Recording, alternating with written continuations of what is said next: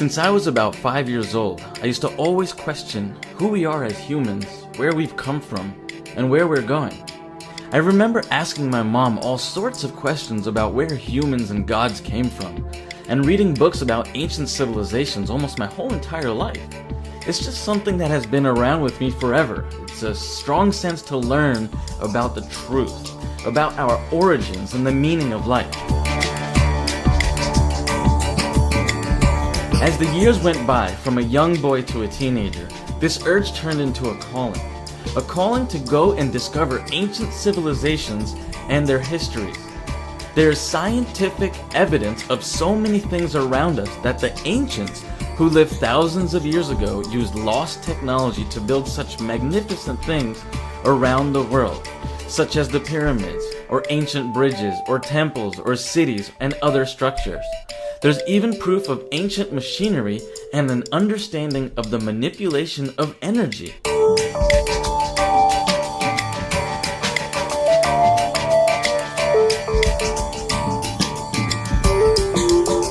Could there have been an advanced race of beings before humans, here on Earth? Well, it's questions like that, and questions that make you question even more about who we are and where we came from, and most of all, what does it all mean? And it's that calling that led me to go and discover an ancient submerged city off the coast of India. The city is called Dwarka.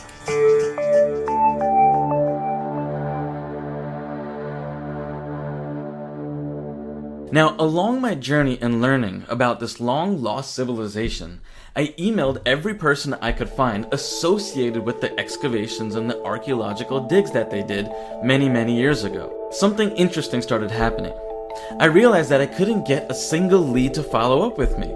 I couldn't get a single person to answer any calls, return emails, or give me more information. In fact, I received one email stating that they could not work on the Dwarka project or any of my emails under any preconceived notion. And that's just crazy. Take a look at this image.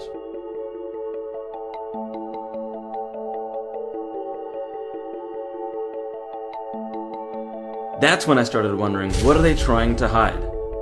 And so I decided to dig in further. If what they have discovered could be the oldest civilization known to man with ancient technologies such as flying machines and nuclear weapons, I knew that there had to be something going on here. This just started to smell like something fishy, kind of like a cover-up. And so as my search for the truth got stronger, I couldn't hold myself back anymore. And that's when I decided to book my flight, pack my bags, and fly out to Dwarka myself to see what's going on and why the excavations and exploration stopped. After 3 planes, 2 car rides, and 35 hours later, I arrived to discover as much as I could about this lost city.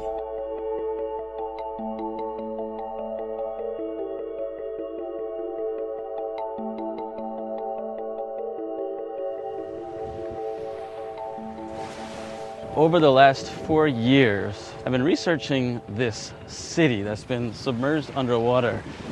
And this city could be one of the oldest civilizations known to man. They've found some walls and they found some stuff that carbon dates 32,000 years ago. Now, when I was younger, my mom used to read me, scriptures from the Bhagavad Gita and tell me about Krishna. I didn't know when I was younger growing up. I thought he was a god, or maybe he was something else. We don't know. The scriptures say he came from another planet, which is just altogether a whole different story. And then we have, the people in the southern tip of India who say he was just a regular man. But either way, it doesn't matter. He was a leader and he was a hero to many. And that's what's most intriguing to me, that thousands of years ago, there was someone who fought these wars and these celestial wars, which basically means in the scriptures, it says that he would fight in the air with chariots, flying chariots, almost like flying saucers. And that was pretty interesting to me, so I started researching it more and more, and so that's why I came to Dwarka, which literally means door or gateway.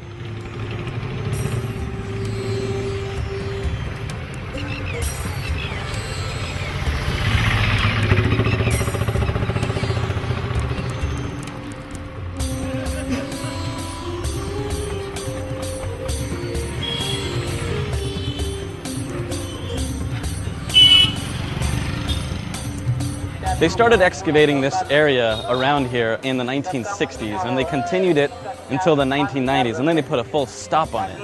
They say that they found 2 cities twice the size of Manhattan off the coast, but this area was actually where they lived for a long time.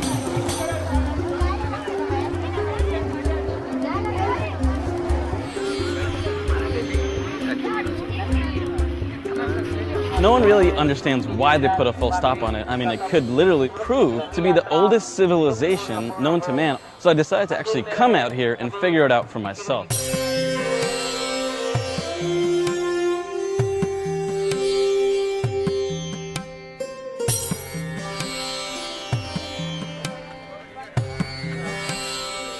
Tomorrow, we're actually going to go to the island where the indigenous tribe still lives, where they found some of these artifacts from the Harappan Age, which was, 1500 BC, 2000 BC. And they found a lot of evidence that society existed there exactly around the time of when Krishna was alive, which means that all the stories and everything could actually be proven to be true. This was originally one of the biggest ports in India, thousands of years ago. And it was used to trade, and the spice route and everything was like right along this river here. And so if you look here, this is the main entrance. The river is actually right behind here, and they would come from the river and go straight up into the temple over here.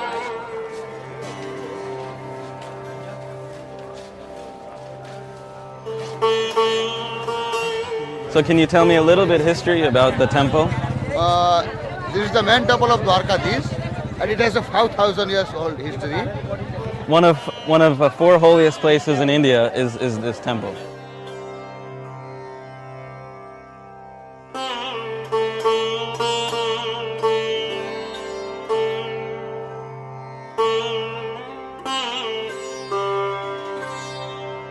They did some excavations here, as you can see some of the rocks here behind me. And they found some really cool stuff here, like, shells and stone anchors, and even some old coins that were used for trading a long time ago, thousands of years ago.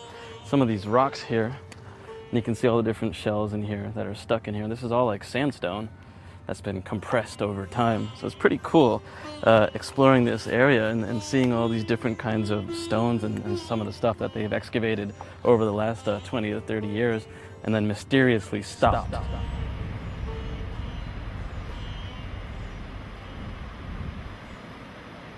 The history of mankind is so unknown, and that's the reason why I'm doing this, because I want the history of man to be actually known. I want the truth to be revealed, right? Everyone's always in search of the truth. Where do we come from? How do we exist?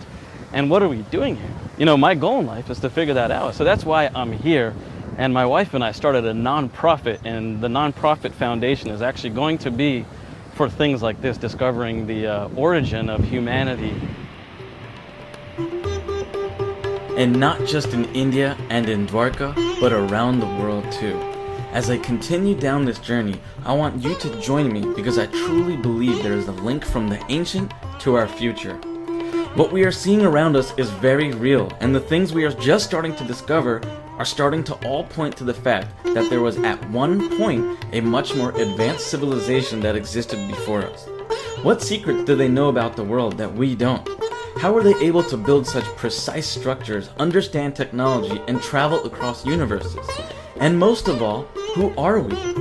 Well, tomorrow I'm headed off to an island where a lot of the excavations were done, and where I can find more information on the previous explorations done here. I'm excited and I can't wait to see what I discover.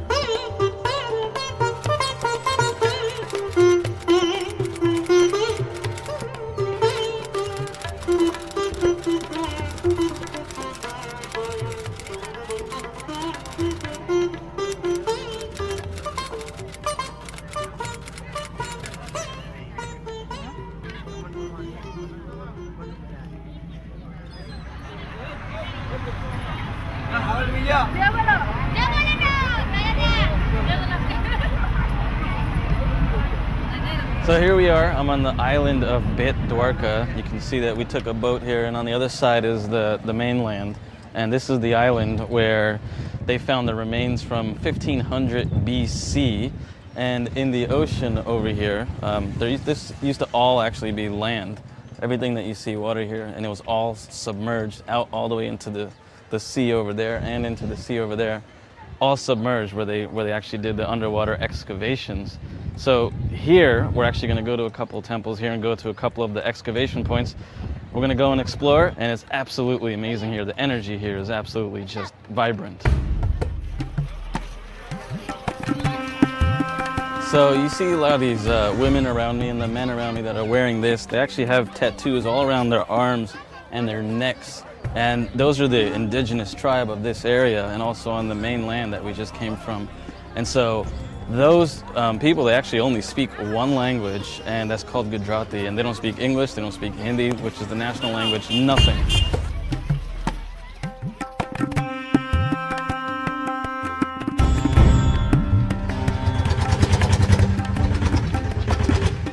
It's absolutely ridiculous, but these are very popular here. So we're gonna jump in the back and we're gonna go to another temple right here on the island. So let's go.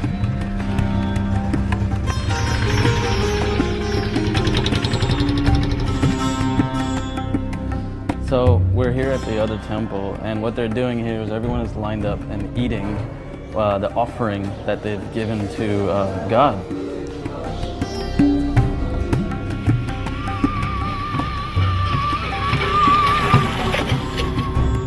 So this is a common mode of transportation here. We gotta hold on. These three-wheel motorcycle taxis. And what we're gonna do is we're gonna go to this other area, and off the coast, off this temple that we're gonna go to, is where they've done the excavations in the 70s and 80s and early 90s. So we're gonna go check out some of that area.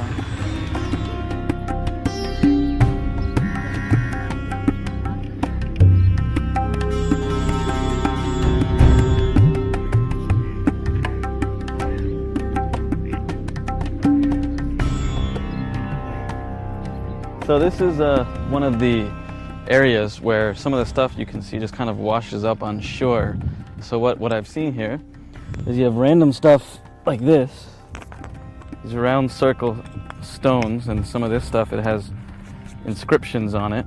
You can see some of this stuff was washed up from shore, and out there was a lot of the land that was submerged, and you can actually see the whole entire coast. This is one big island that kind of just wraps around. There's another one back there too. And the funny part is everyone from this island doesn't know where to go to find this kind of stuff. You just have to kind of go out on your own and find it. We've asked about 5-6 people. Everyone is just like, we don't know, we don't know.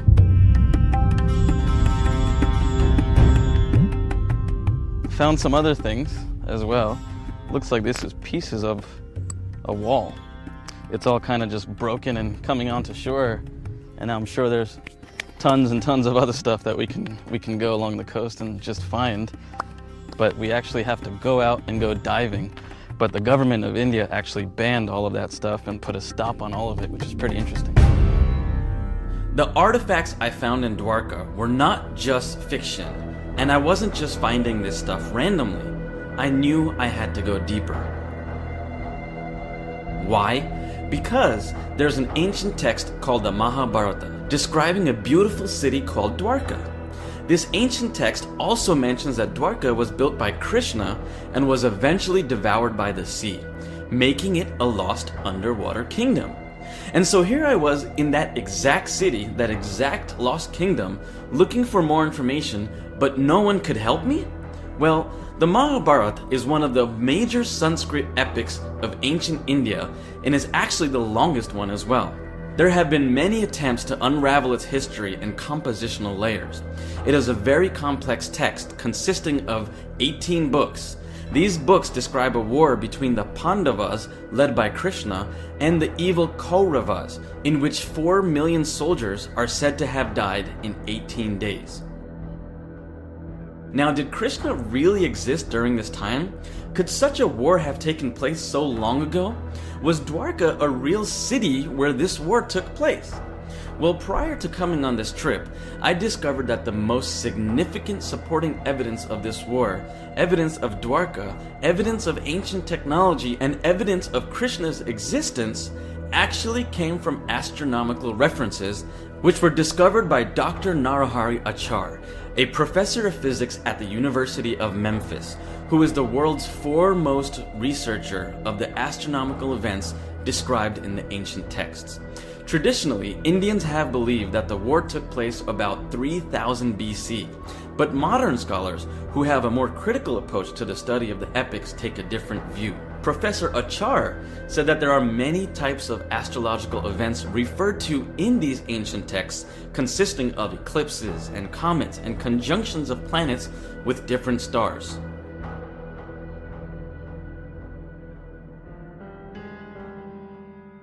The most intriguing part of these astrological events is the appearance of two fiery comets. Professor Achar identified in the Mahabharata that there were two comets with blazing coppery red heads. These two comets were mentioned in not just one book, but two of the books of the Mahabharata, namely the Udyoga and the Bhishma Parvas. In conjunction with these comets, he noted that the texts also mention that Saturn was at Aldebaran and that Mars performed a retrograde motion near Antares. Professor Achar then used several different pieces of astronomy software to determine the date in the Mahabharata and the existence of Dwarka. These pieces of software enabled him to view the night sky as if it would have appeared any time in the past, and so he painstakingly reproduced the exact night sky for every single reference in the Mahabharata. A lunar eclipse occurred in the month of Kartika and took place at Pleiades, which is located in the constellation of Taurus. After this occurs, the Mahabharata mentions that it is followed by a solar eclipse near Antares. Dr. Achar took this evidence and searched for the years 3500 BC to about 500 AD and found there are 137 such conjunctions where Saturn is at Aldebaran. When we see Saturn's transit at Aldebaran, it's usually an event which is even today considered by Indian astrologers to be associated with great wars and violent events. One recent event where the transit of Saturn at Aldebaran was in 2001, the year that the Twin Towers fell. Saturn's retrogression eerily predicted the exact month too, September. Dr. Achar then searched for years in which Mars performed a retrograde motion near Antares. It turns out that this reduces the dates from 137 to just 17. After narrowing this down to just 17 dates, he looked for years where there was a lunar eclipse in the month of Kartika, and this reduced the set from 17 to just 2. These 2 years identified by Professor Achar were 2183 BC and 3067 BC. One last final piece of conclusive evidence solved this puzzle. In 2183 BC, the winter solstice occurred in the waning phase of the moon. In 3067 BC, it occurred in the waxing phase, and the waxing phase is exactly what was written in the Mahabharata and what Dr. Achar was looking for. A careful study of these ancient scriptures yields data about a third eclipse in October of 3067 BC, which follows the solar eclipse at an interval of 13 days, exactly how the epic describes it. The evidence presented by Professor Achar overwhelmingly pinpoints 3067 BC as the year when the great battle described in the ancient texts of the Mahabharata took place. Because the astronomical dates and the events described in the Mahabharata have been authenticated by modern scientific method, it is reasonable to conclude that the Mahabharata itself is a factual description of events that took place during that time.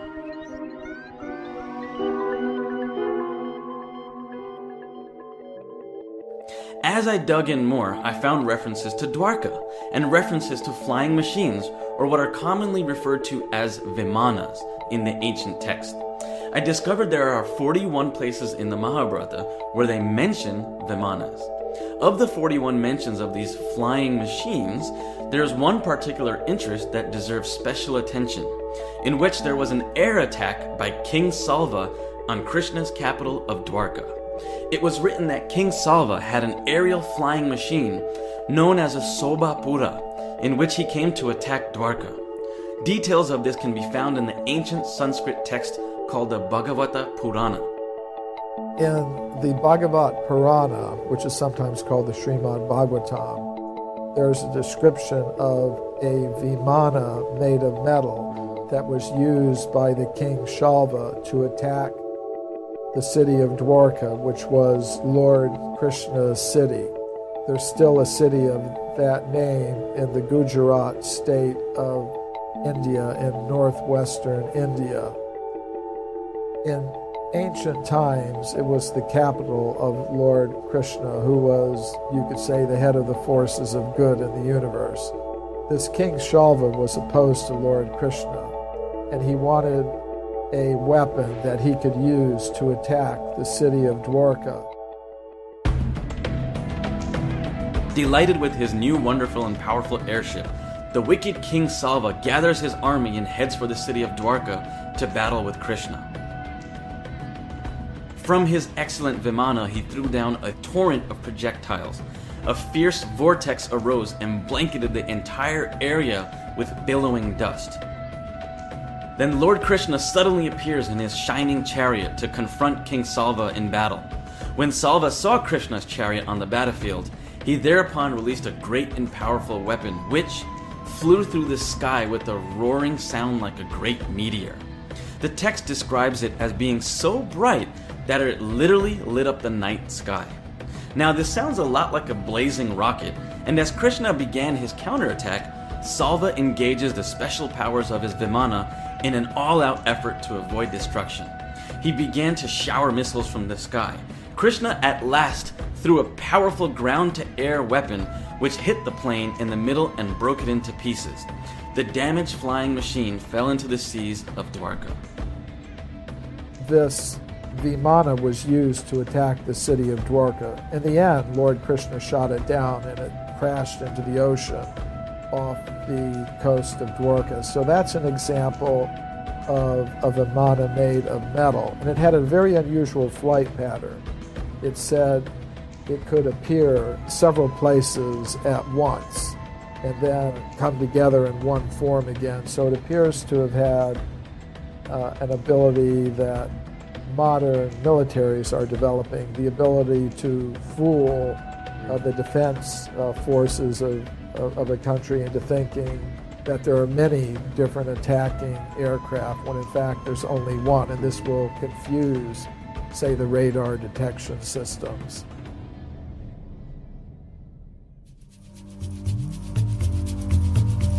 So yesterday I went over to the island of Dwarka, and everyone there, all the locals, all the tribes, everyone just said, we don't really know, anything about the excavations or where to find any of the information, and there's not much on the internet. So it was a bit of a disappointment yesterday. Although I got a lead from someone, one person over there on the island said, go to the mainland and go to the ASI office, which is the Archaeological Survey of India.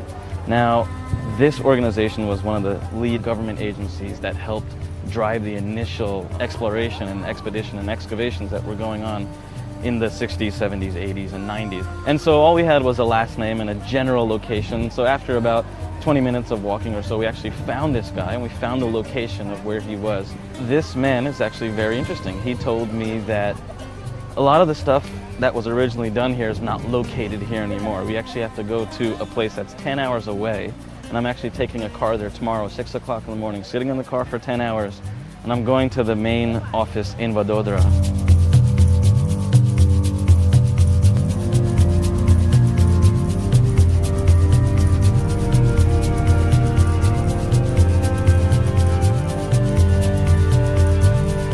The man at ASI also said that S.R. Rao is the original man who led the excavations here in the 80s, and he discovered tons of stuff, brought all this stuff to the press, wrote books about it, and he said that this is the lost kingdom. This is the lost kingdom of Lord Krishna. He was saying that he was a real person. This is proof that the stories that we hear about this man or this god or whatever you want to call it, this hero, is actually true.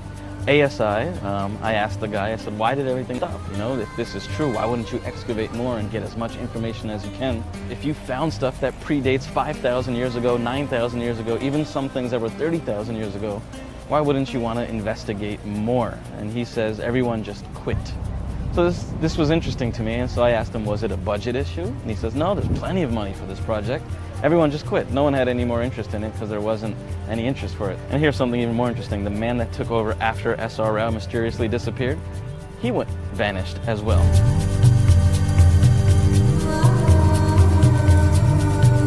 Now, how can 2 people and a whole team of like 30 people just go away and this whole project comes to a halt? So I said, this is getting even more interesting. Did he find something that they don't want to tell people? Is there some kind of cover-up here? Is there some kind of conspiracy? What actually happened?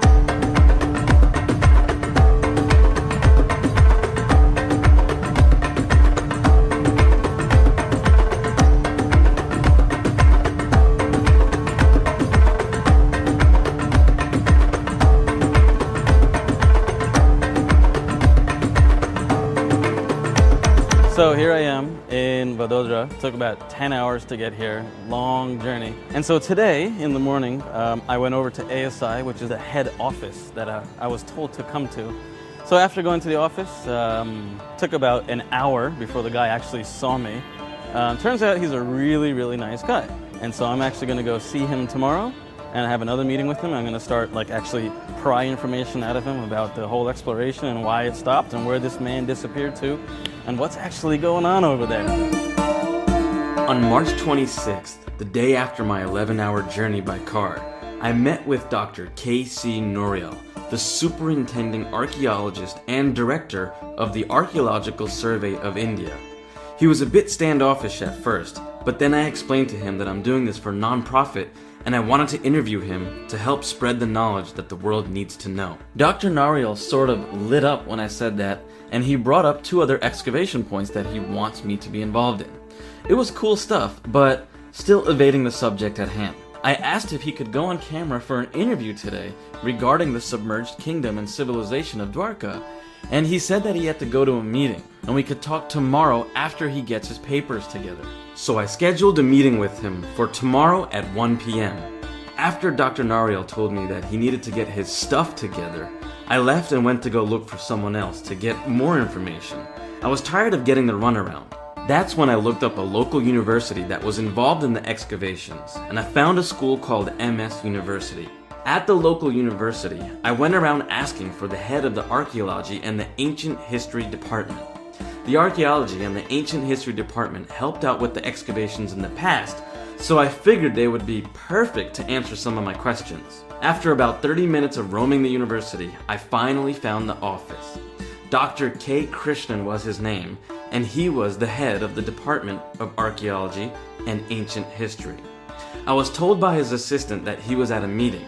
She also told me which meeting he went to, and this wasn't just any meeting. He was at the same meeting as Dr. Noriel, the guy who I just met with at ASI. Whoa! Now this was starting to get weird. These 2 guys were in the same meeting? Well, I can't wait for my appointment tomorrow with Dr. Noriel. This is going to be epic. So I am here in the state of Gujarat, a city called Vadodara, and I am here at the Archaeological Survey of India, or ASI for short. I've set up a meeting here with Dr. Noriel, and he is a doctor in archaeology and has been studying India for quite some time, especially the state of Gujarat. The history of Dwarka was known as the ancient city of Lord Krishna. You know, there's a lot of controversy as well around whether it was actually the city of Lord Krishna or not. So from archaeological perspective, there is no doubt that Dwarka was a city, and once upon a time a very flourishing city which was enjoying Arab-India trade. But to relate them with a particular city of a particular time period is a moot point and right now debatable point, and their argument sound convincing. Yes, this was once upon a time a flourishing port city on the west coast of India. Okay. Any particular reason why they stopped the excavation, or what is the reason? No, if- I if- think if- no.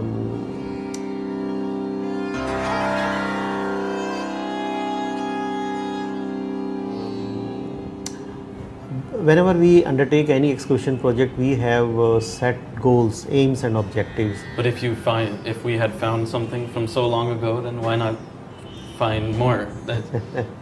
Is it funding mostly? Or No. We don't have any problem of funds.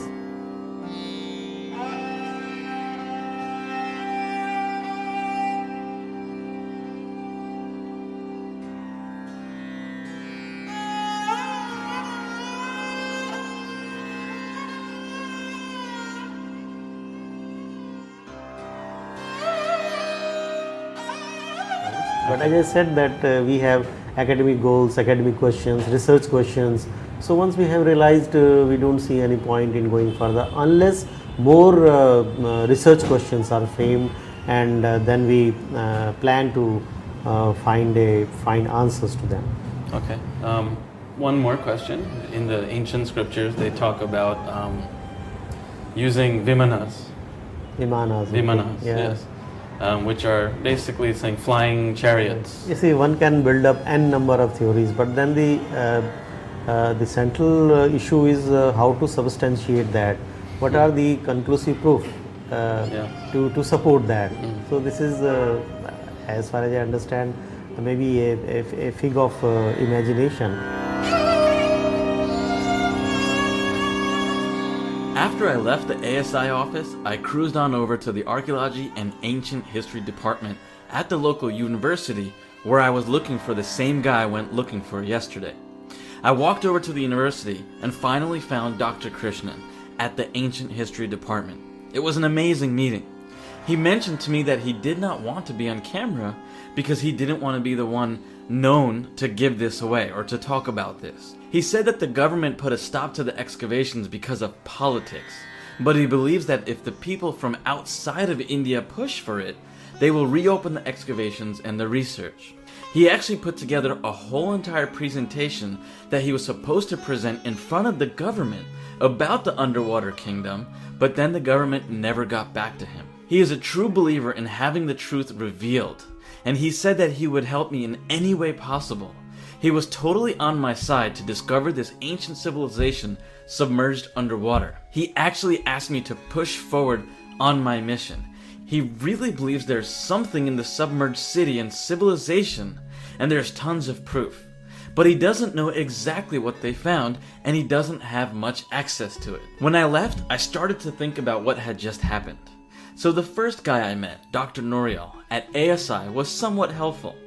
He avoided the subject on the lost city of Dwarka, but I got some information. He said the politicians and the government stopped the excavations. He didn't say why, but he did say that they put a stop to it. He also said that without proper scientific evidence, he doesn't know if this underwater kingdom had ancient technology, but he also didn't deny it. After I met Dr. Noriel, I met the professor Dr. Krishna. They are both in the same town and went to the same meetings. But one told me that there was ancient technology, beings, and civilizations from thousands of years ago, and the other told me there was no proof of anything.